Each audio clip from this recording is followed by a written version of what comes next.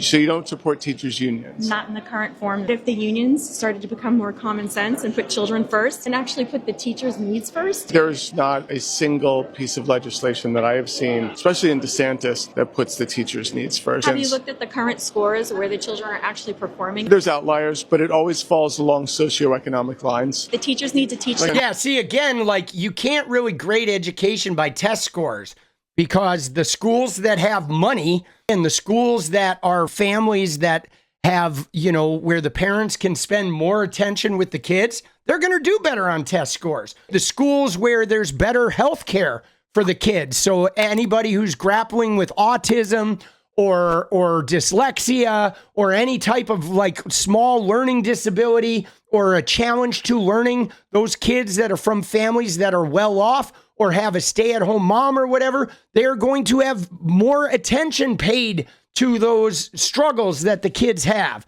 for test scores. And it's not even about better. My kid went to one of those wealthy schools where they had high test scores, but they had all kinds of fucking social issues going on in there, where kids from parents who donated a lot of money to the school got away with shit that the poor kids didn't. Kids whose parents donated a lot of money got access to opportunities that the poor kids didn't. You know, a richer kid could punch a kid and they want to sweep it under the rug. If one of the poorer kids punched a kid, now the stern hand of discipline comes in. And I actually challenged the school with that, where at one point my kid got into something with one of the kids who had money, and they tried to drop the hammer on my kid, and I set an appointment with the principal, and the principal didn't show up. She like opted out. The appointment was with the principal, but I showed up and the vice principal was there taking the meeting, and she tried to give me this shit, and I pointed out the rules that richer kid had broke, and I said very clearly, I'm like, here's the deal.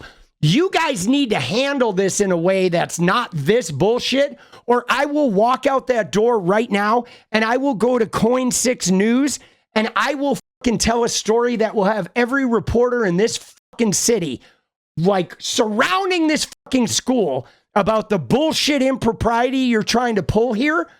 And don't fuck with me, okay? Don't fuck with me. Don't think I won't use my voice. Don't think I can't drum up a media frenzy on this fucking school. So you need to fix your shit, and you need to realize that both of these students are going to have equal fucking expression of these rules, or I am going to fuck you guys up.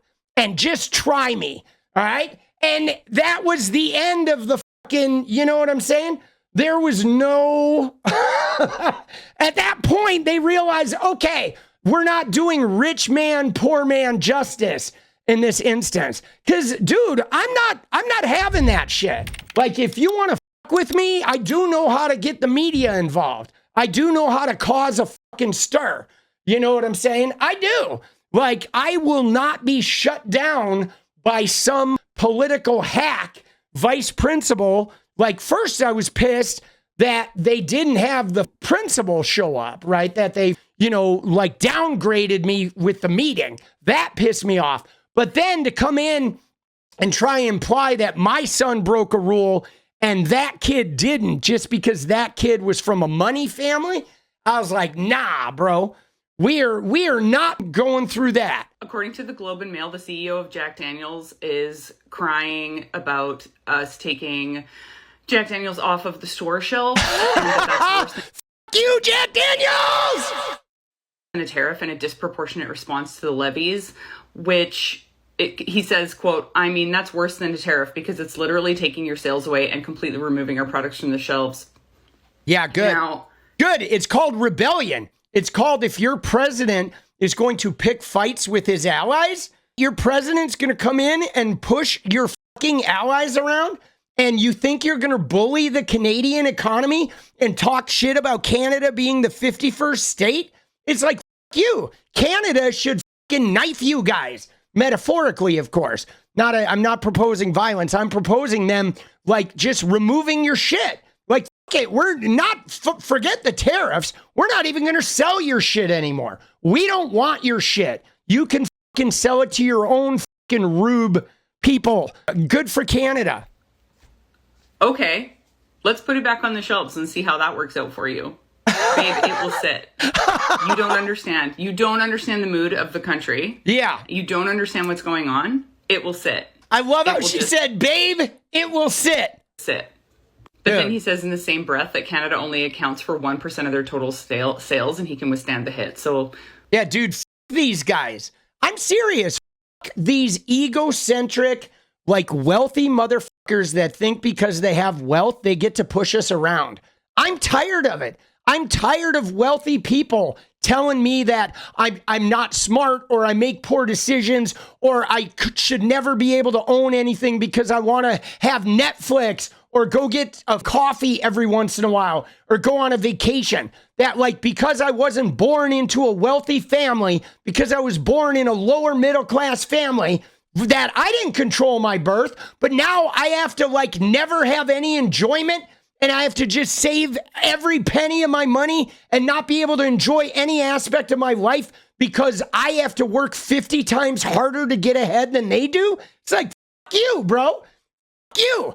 You keep popping off. We're going to surround your ass. We're going to take all your shit because you didn't earn that shit. You're stealing it from the fucking workers.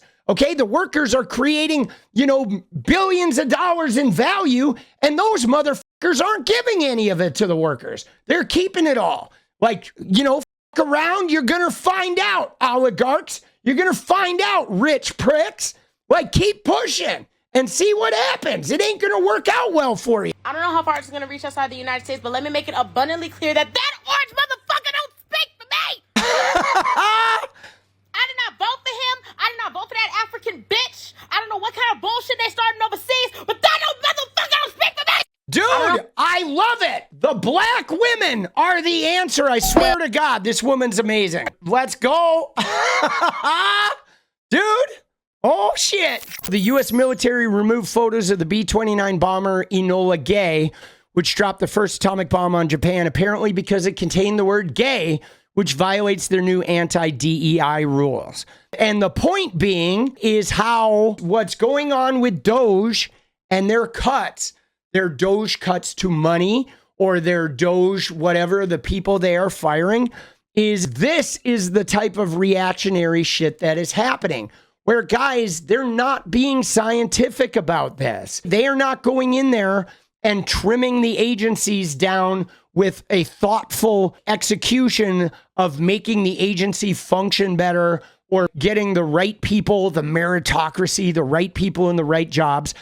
What they are doing is an absolute reactionary type of behavior of striking at anything that triggers their keywords. The word gay, gone, even though it's literally a bomber that dropped the atomic bomb. But the word gay was in the photo, so it's clipped. This is why they're just chopping and hacking people. They have AI running through search terms in their chats and their emails, and anybody who uses woke language is getting gone. You could have somebody who typed an email that said, I'm wondering about the inclusion of this new information. But the word inclusion triggers it, gone. Even though the sentence I just read to you, did not use inclusion in a DEI way. It used the word inclusion simply in the fucking sentence. So the fact that they are triggering shit in this very rudimentary and, chat GPT ridiculous kind of way is what is weakening these government agencies. DOGE is being very reckless. They are not making, profound, important choices here. They are not making educated, thought out ways, streamlining these agencies. They are literally afraid of woke. Elon Musk is like woke mind virus. He's drugged out and shitting his pants over the woke mind virus. So they're chainsawing anything that fucking triggers a keyword. It is the most rudimentary, ineffective, stupidest, most incompetent way of dismantling government agencies ever. But the irony about it, you ready, guys? The irony about it is they're not even just getting rid of the actual woke people. this type of reckless, haphazard, unstructured way of hacking is going to chop their own people out as well. This is why, again, it shows ways that we don't have to be super worried about these guys, because these guys are fucking dumb shits. Okay, they are fucking dumb shits that are scuffing their own trajectory. And that is something to pay attention to. What is up, guys? Thank you so much for watching. If you like the video, you want to support independent resistance media, you know what to do. Drop that sub, hit the like button, and please share it. And we do love our members, so if you want to become a member, it's another really great way to support. Thanks again for everything, guys. I'll see you next time. Let's go.